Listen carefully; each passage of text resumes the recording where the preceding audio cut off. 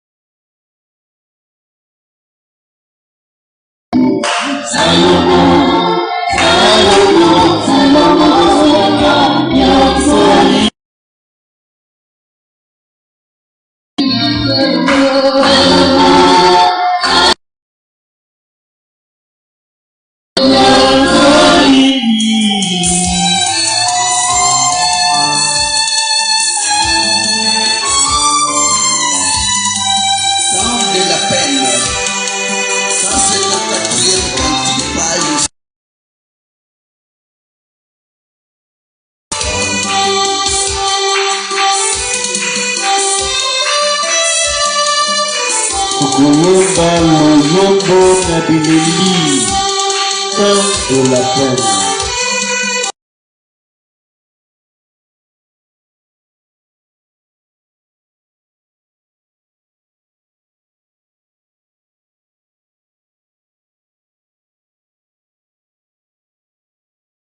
J'ai mis malade.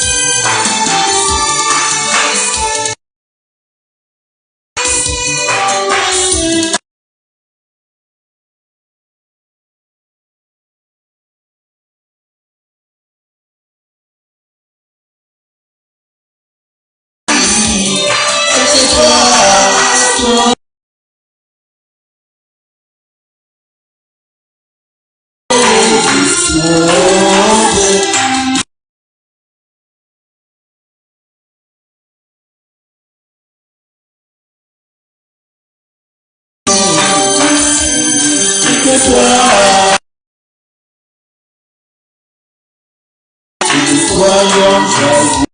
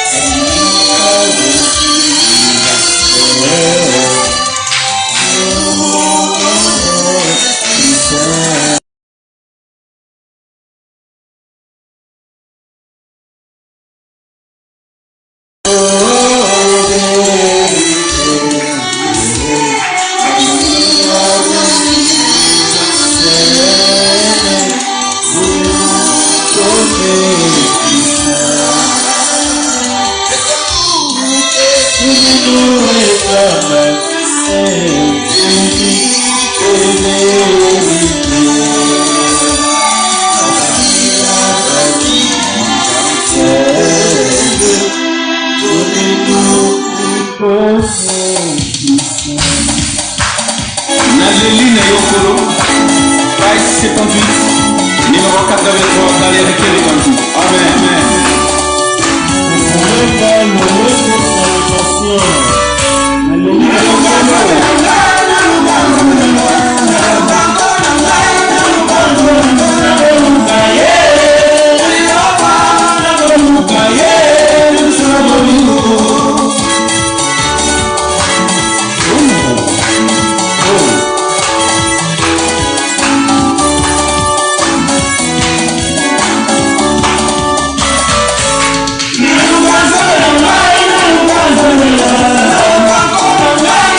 Bye.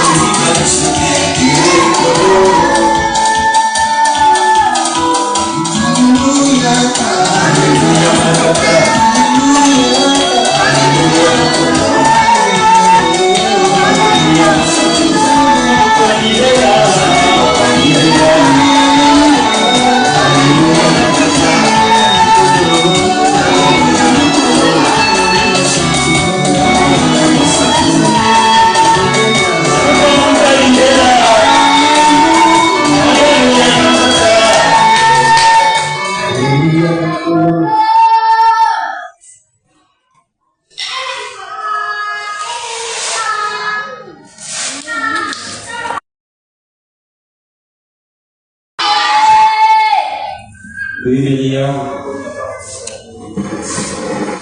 oui encore lelo et dans Canada tout Jean chapitre 18 le verset 11 Tutani na kumonesha masia na nasala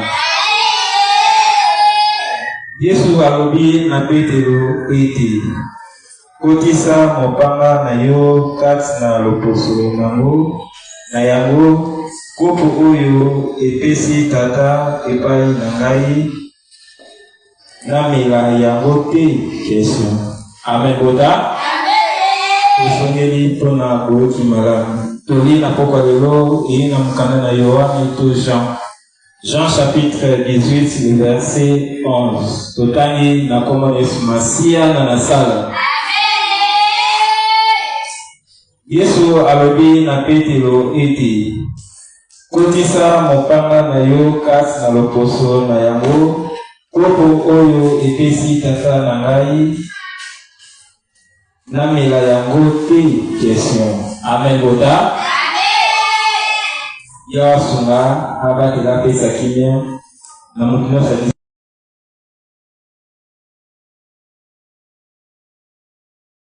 na kasi na lobanzambe isingi à comprendre pourquoi asa na kasi na lobanzambe et pourquoi Yahweh alongoye na endroit oyi azalaki et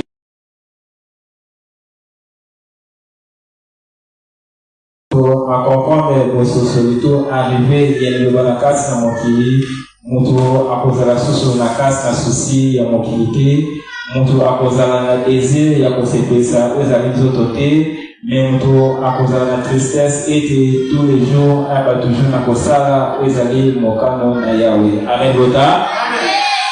Grâce aux unitoli eza après avoir Christ pour rendre grâce et par la Yahweh na mission oye apesaki na kasi na mokili. Après avoir Christ pour rendre grâce et par la Yahweh na ba brebis oye apesaki na kasi na maboko na ye asili kobonisa ata moko te nyonso o Yahweh apesaki na kasi na maboko di agaki na korendre kozongisa bango na kasi na maboko na tata. Amen bota.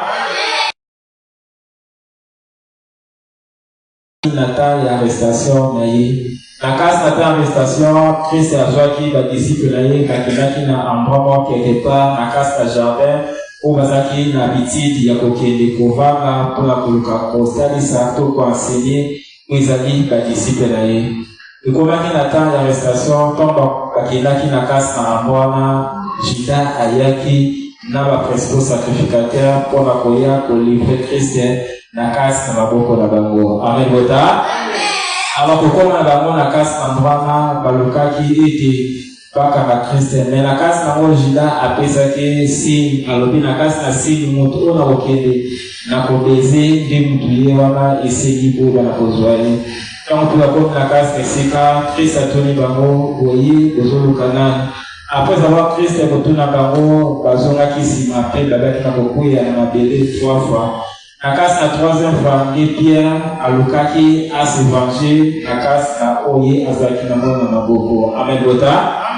Na kasi na kovange Pierre ayaki abimisaki mbeli oye azalaki nango mpe ayebaki na kokata oyo ezali litoi ya moko ya badisiple ya baprincipaux sacrificateurs ntango ye akati litoi nde esengaki nzambe to Christ ayeba na kozongisa maloba epai na Pierre talisi na kasi na Pierre alobi zongisa oyo ezali mbeli na kasi na poche nango eske o tata apesi na kasi na nga na mela yo olingi te na mela yango. Amen bota.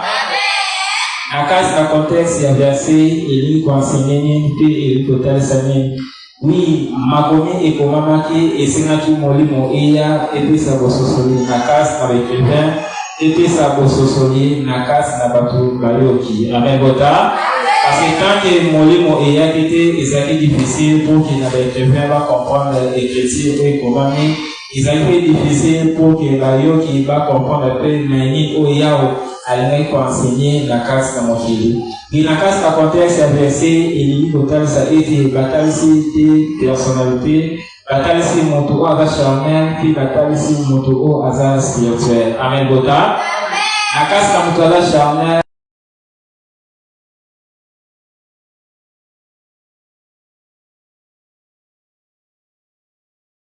bien aluka qui était azala le devant na nzela ya molimo. C'est na kasi na kozala devant na nzela epa na molimo bien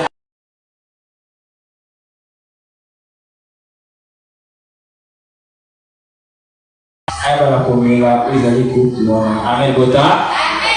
Alors na kasi na couple wana ezalaki rien que mpona bato oyo bayebaki na kozala na kasi na ete bayeba na kolonga na se ya loi ya péché, bayeba na kokota na kasi na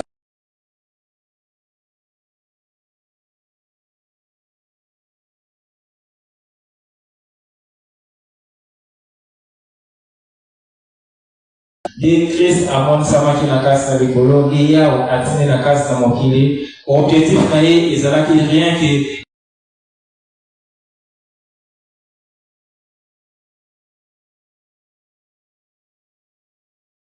kasi na grâce na yawe azotambola susu non charnellement esengi na kasi na mtu wana atambola spirituellement. Amen bota.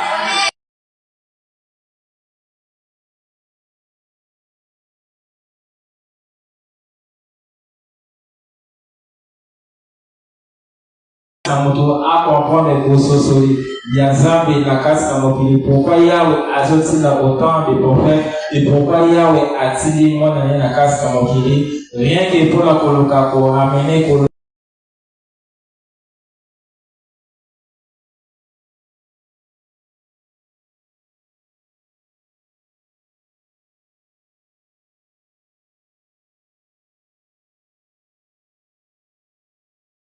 arrivé à Christ na kasi na mokili balingaki bango tout bazala na nsima na ye pour que ba comprendre bayekola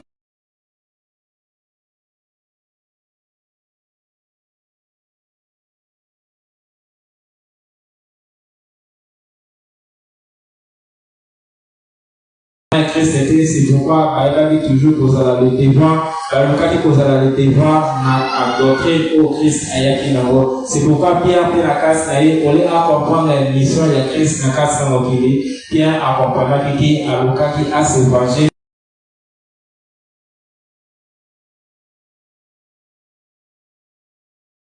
na kasi na mosambeli. Tant que obelemi na kasi na banzambi yawe alongoli yo na kasi na bavoi ozalaki, yawe alongoli yo na kasi na badoctrine oyo ozalaki nango, arameni yo na kasi na doctrine na ye rien que pour que alongola yo na kasi na conduite oyo ozalaki nango charnel, rien que alongola nango charnel atalisa yo désir oyo ezalaki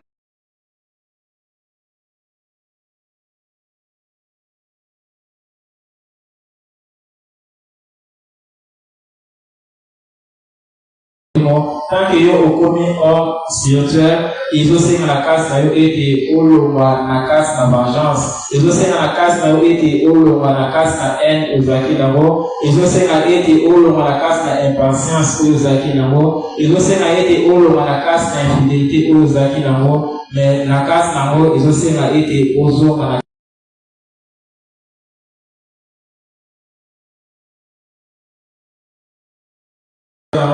pour que Yahweh appelle sa solution, ils ont la non-intervention, il y a d'autres, mais ils ont toujours intervention, il y a mon limo. Amen, vota. À la place d'intervention, il y a d'autres, à Lucas.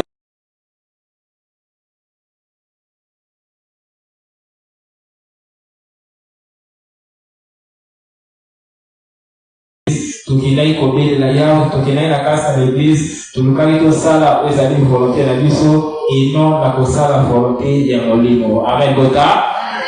Étant Christ yaye ay kotal sa mutu ete na kasi na yo koluka kosala ezali désir to posa ya nzoto te, mais luka osala toujours posa ezali ya molimo. C'est na kasi na posa molimo passe nyonso ekomela yo, difficulté nyonso ekomela yo, eza kuku yawe atie non pour que enyokola yo, mais eza kuku yawe atie pour que atalisa na kasi na surface ya moi ete avandi na kasi na yo. Amen bota.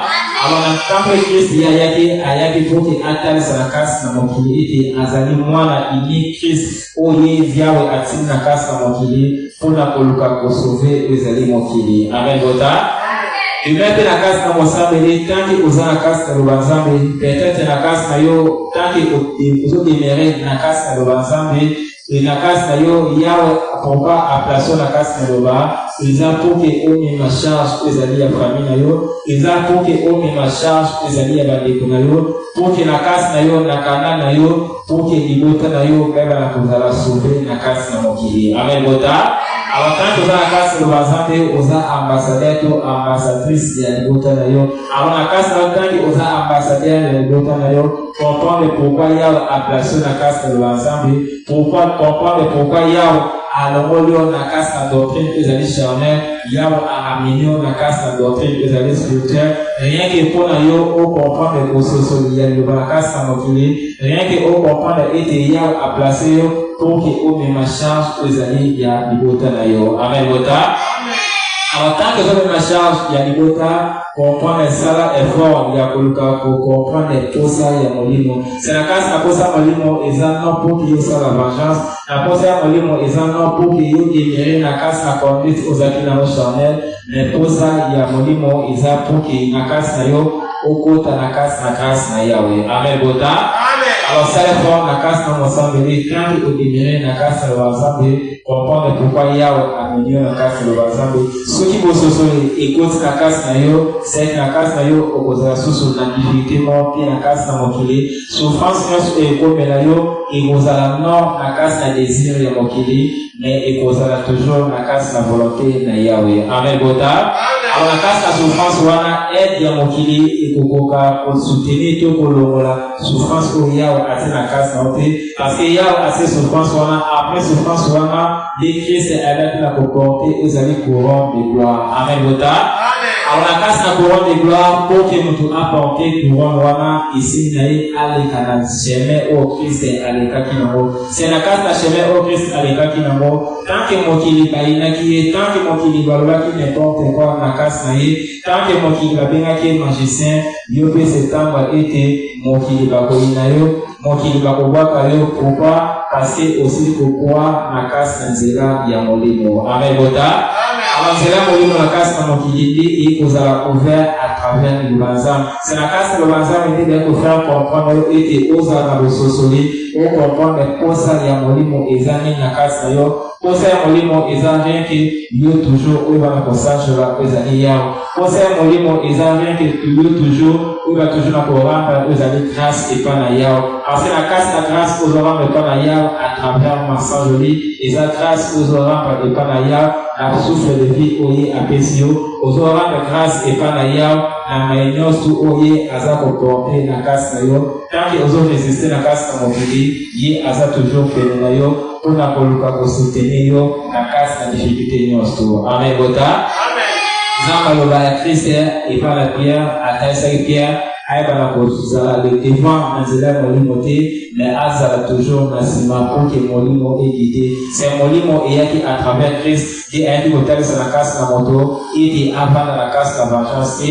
molimo eyaki à travers Christ ayaki kotalisa na kasi na moto alongwa na kasi na infidélité alongwa na kasi na badivision alongwa na kasi na baquerelle aluka toujours kosala ezali désir ya molimo amen bota désir ya molimo yovanda toujours na kasi na mo désir ya molimo zala toujours na kasi na joie quel que soit passe quel que soit difficulté Yahweh akoba na kopesa toujours ezali solution na kasi na pasi nyonso amen bota kolia wana togarde tozala misala pour que Yahweh abatela apesa kimia amen.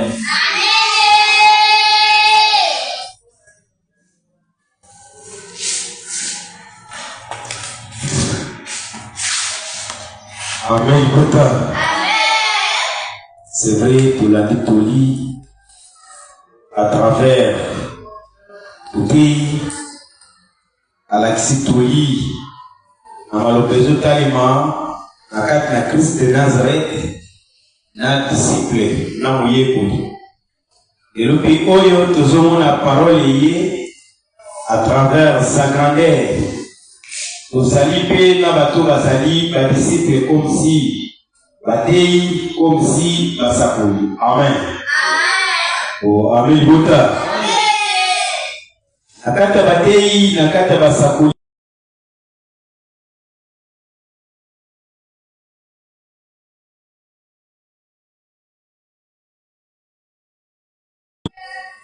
Or nakata ba croyant, nakata a disciple et nakata na moto na Nzambe Yahweh apesi la ko oyo iya esiko la ba.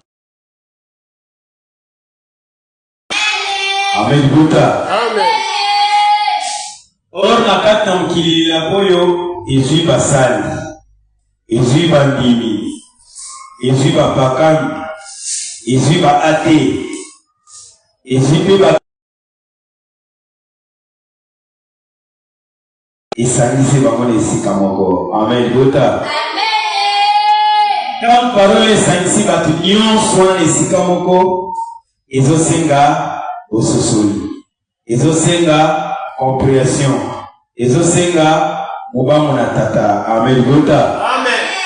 Autant il y a sanisi batu wana nyonso mutu na mutu aza na lolenge o azo comprendre liloba oyo. Omoni bilema, omoni batu na mayele baye bavanda bayoka bosenga na tata ezali nini. Amen. Batu na bilema bango baye kuba kritike, batu na bilema baye kuba kakola. Nakata batu bilema baza ba revolte batomboki yango yoka kakutumusha lobina zalaka na liloba mena koma libanda. Amen buta. Uyana liloba muto ayaka na precision na pasi abika. Uyana liloba muto ayaka abisa pe molimo. Uyana liloba muto ayaka pe atante molimo. Liboka. Amen. Lingi mkono mususu efaba militaire après parade lieutenant moko yake wana alobi ya solo ozote ya biso ezali loba na Nzambe. Ngana zomona lokolo ezali loba na Nzambe te. Amen buta. Amen. Kuyebisie bamekaka Nzambe te. Soki ozana bosengo meka Nzambe, Nzambe akokita koyanta koyebi soki yende mozalisi. Oh, amen buta. Amen. Etina wana azuka bilo misata pakati mbanga. Alobi te pardon nga na yebaki na ngai te nasala ekaka ba plate. Mais Pierre akobima nani? Pressé. Pierre akobima nani? Hypocrisie. Pierre mutoa ayaka kukorje basali. Pona nini bosali boye? Pona nini prophète?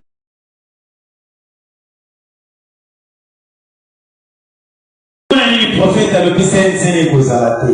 Mutoa naza baza babilima. Amen buta. Amen. Atende ba décorer. Bache globes de oyo na kati mesika. Mutu msala bipona nini bakomi. Abosani te muté na musakoli. Baza ba décorateur te. Mutu aya décorer asaliere. Mais ya condamné muté a condamné musakoli. Yamana na liloba uzala ka pressé ya ko condamné basalite. Yamana na liloba kozalaka pe pressé ya koloba te pona nini basali boye po liloba ezotambola selo moye salobaki esengeli na bomama, esengeli na betama, bakoteka ngai, bakowanga na ngai, bakochola ngai.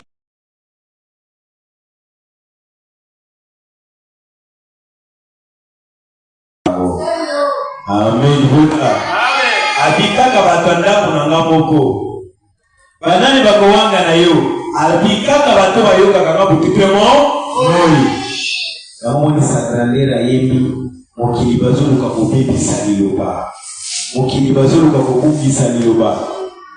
Nzambe na maobatira libota na yo. Awa ose. Amen buta. Sala effort. Yo mundimi. Ngamo sakoi. Ye mutei. Ye mupakan, ye brigand, ye muponan. Un jour, à la longue, akobukisa liloba te. Amen buta. Amen. Parce que Pierre a posé déjà malako ya yoka ke para Christ. Abomi pe akati litoi. Christ a eko tone pona nini. Yo ligite kupo tata cheli boso na ngai.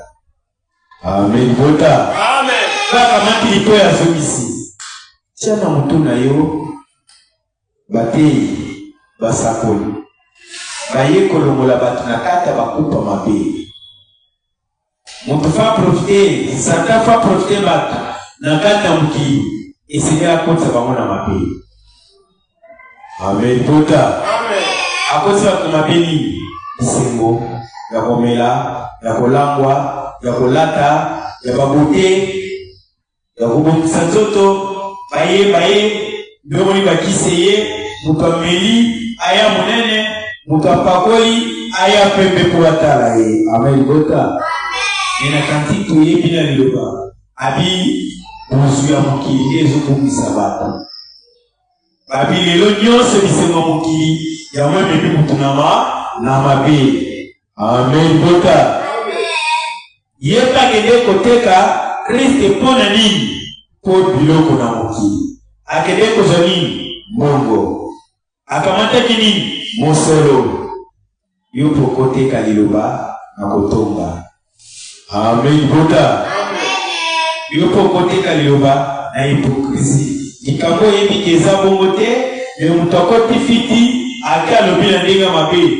Batupe bakituke liloba, batupe batuli liloba. Entre liloba, puso basakuli, batei, badiagonese, évangéliste, bapaster, badokter, bakoyan liloba, batunamukina liloba, esengeli to simba liloba, na bokebi nyonso. Amen. Bota. Amen. Bato basimba ka liloba na bokebi nyonso tendo yoka kabimi akesa l'église.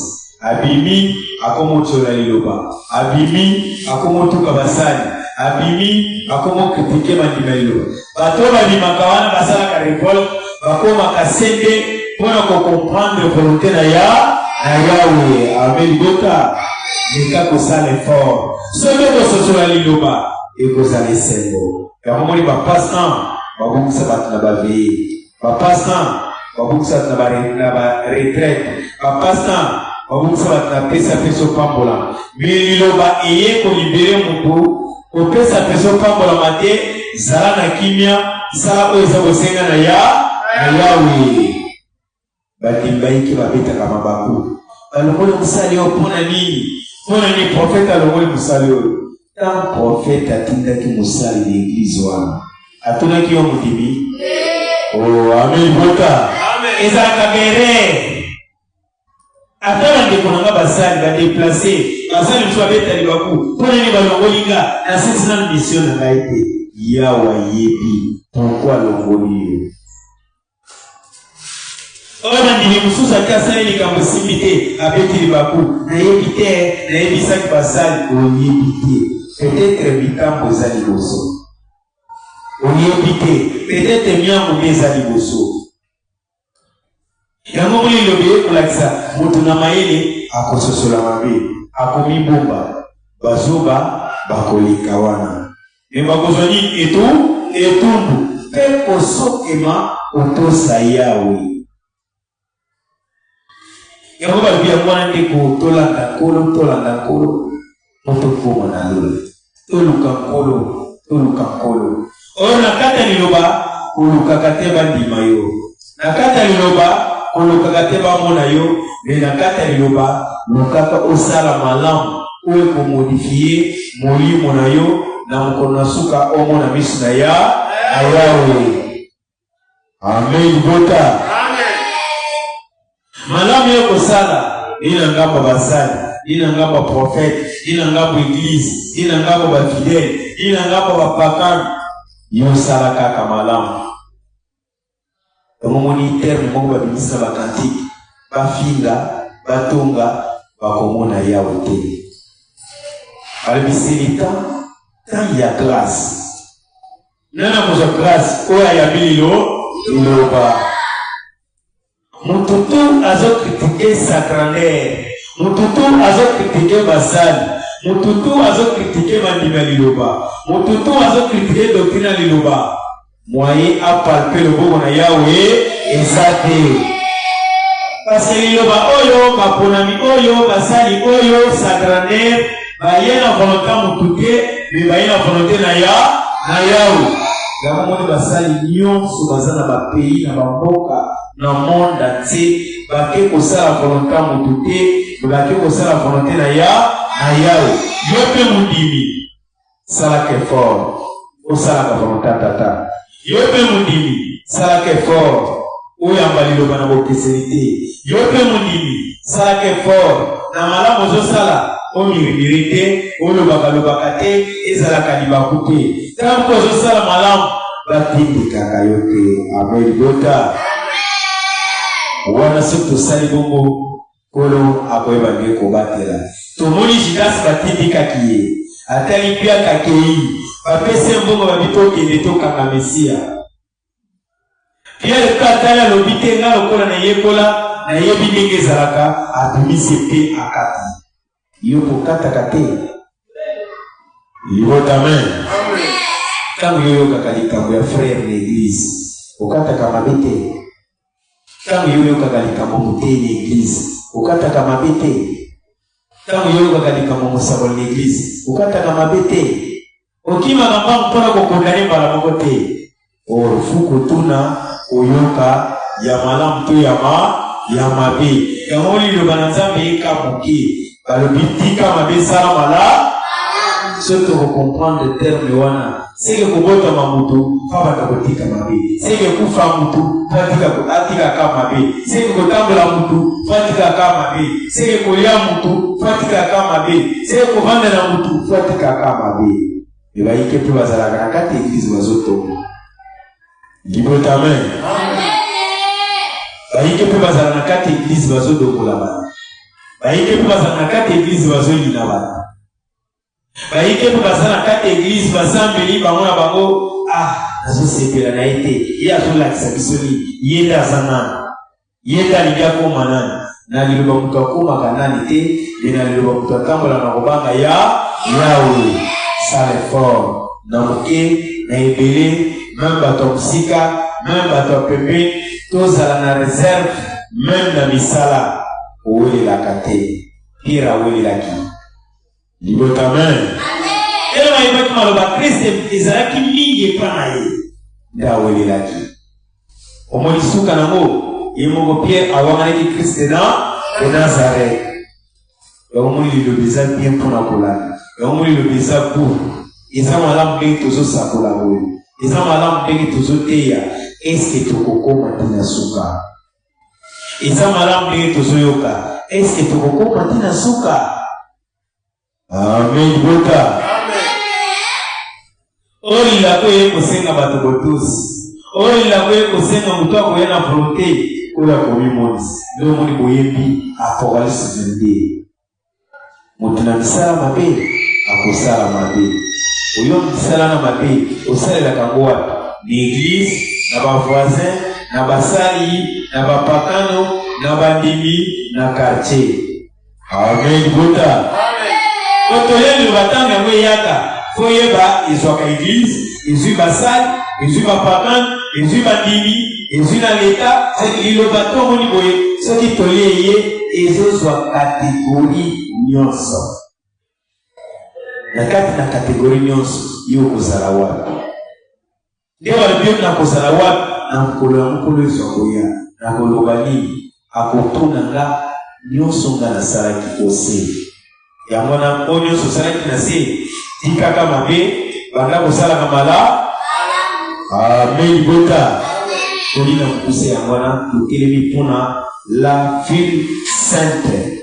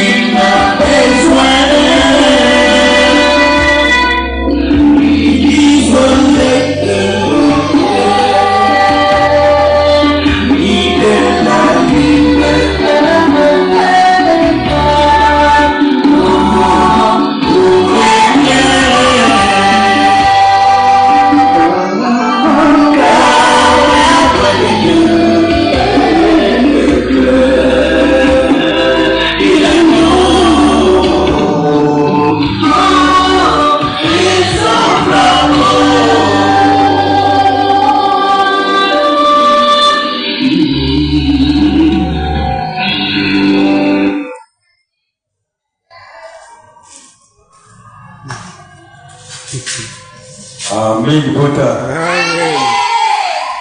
C'est vrai, lobby, ils allaient au colonel Salongo, tout le monde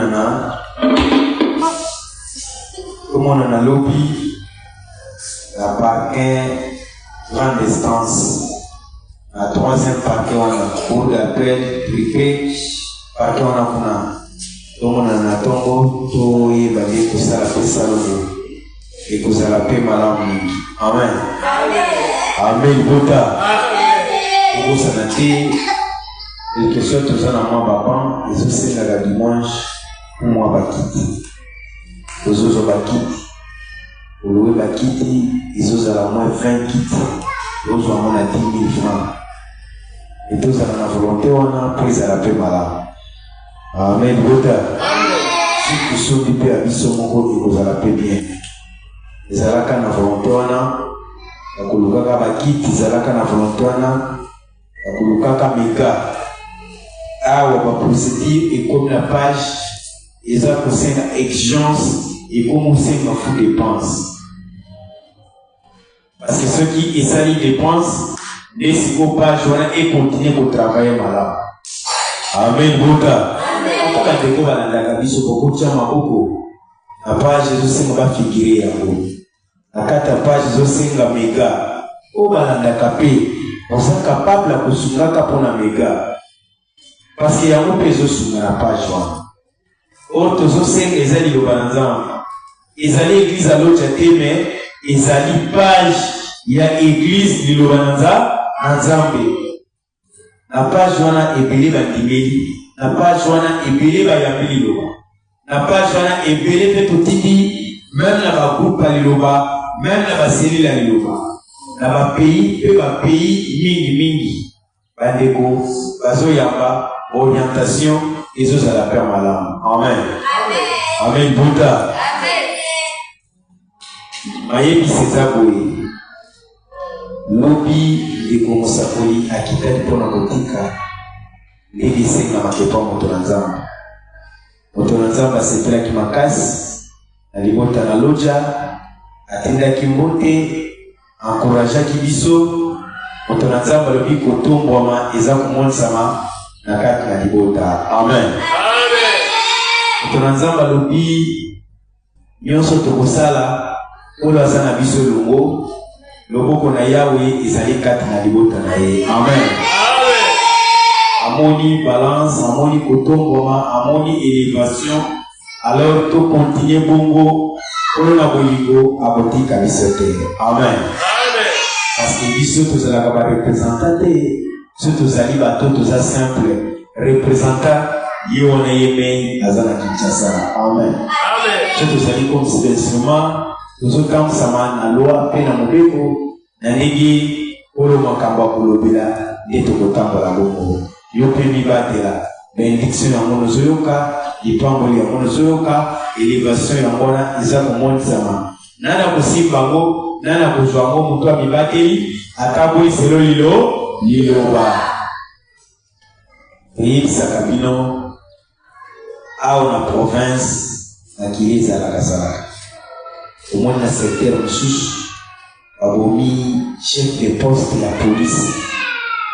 Alors, nous avons chef de poste, Lobi Babomaki. Et l'autre zone, le militaire, a commis le Makota Kanamboka. Amen. Bota. Amen. Le Makawa Fukomi Batela. Komi Batela, Kote Kimia et Bande Kosala. Pour la Makamianso et Tamona Kimia. Amen. Amen. On a le basal fort, le tout le monde salon. Mais Bande Koba Ndagabiso, même la page, même la chaîne YouTube, pour ça la salongo. Parce que pour la salongo, ils ont pas battu Tata à Ibsek Motonazambe, Sambi et Zalakasa, salongo. Amen. Aujourd'hui, ce matin, il n'est pas là. Mon pèse qui a pèsé qui n'a pas de molimo pour d'aller tout bas. Comment il tolie coupé maman out na boka na lola, il vend dans la carte na gota et gota boka. Comment baibala ndibiso na musika to baba kolanda biso. Baibi bayuki na pembeni to baba juli baka ko koma na kati sikate sala na bango logo to sing pour na komsi na rete lobi. Amen. Oboto na tata eza na batunyo.